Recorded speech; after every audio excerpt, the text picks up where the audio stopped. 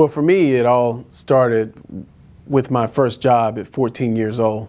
I had a job in a video store, stacking shelves, cleaning the store, scrubbing toilets, just all the basic manual labor things. And I remember being so excited when I got that first paycheck because I knew exactly how many hours I worked. And I multiplied that times my little meager hourly wage. And I remember getting my check and seeing that all the money I'd earned wasn't there. And it seemed that this FICA person was getting some of my money. So I went to my manager and I asked, who the heck is FICA? I didn't see FICA stocking shelves or sweeping floors or scrubbing toilets. Where was FICA then? And the manager laughed and explained to me what FICA was. And really, I became a conservative that day. I just didn't know it.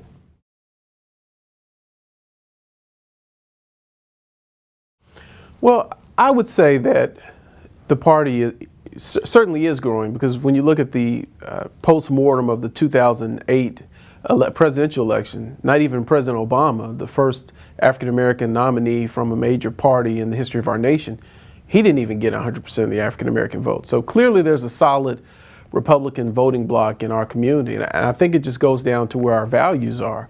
African-Americans are people who believe in hard work. We're people who are socially conservative. As a group, we don't believe in abortion. We believe in gun rights. We believe in the Second Amendment. And we are certainly against many of the things in the National Democratic Party platform, such as gay marriage. And the African-American community, we're very religious people. The last thing that we would support naturally would be a party that would dare to remove God from their platform.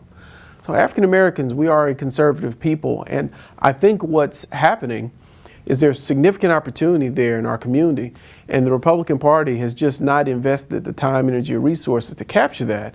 And as the party invests more, then that support will continue to grow, because naturally, ideologically, there's so much commonality between the African American community and the Republican Party, and that's without even considering the legacy of Lincoln.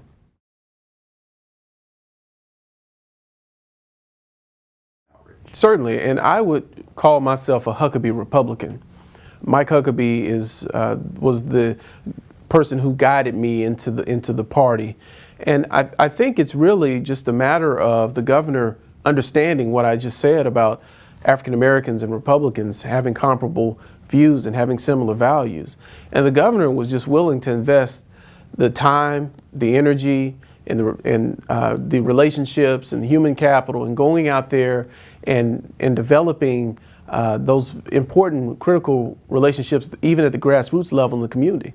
And I think that's why he saw so much success. But even beyond that, the governor had one of the most diverse administrations in the history of our state.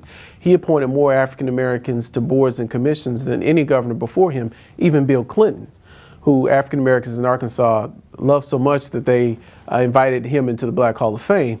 I'm still waiting on Governor Huckabee to get his invitation into the Black Hall of Fame, but I guess that's a story for another interview.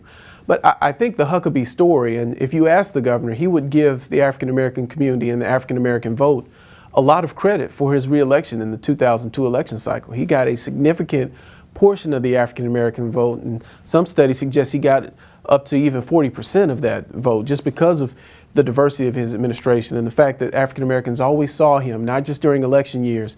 And I think the Mike Huckabee story is one that proves that a Republican, when they take the right approach into the community, when they make an investment of their resources, especially their time, that they can get that support.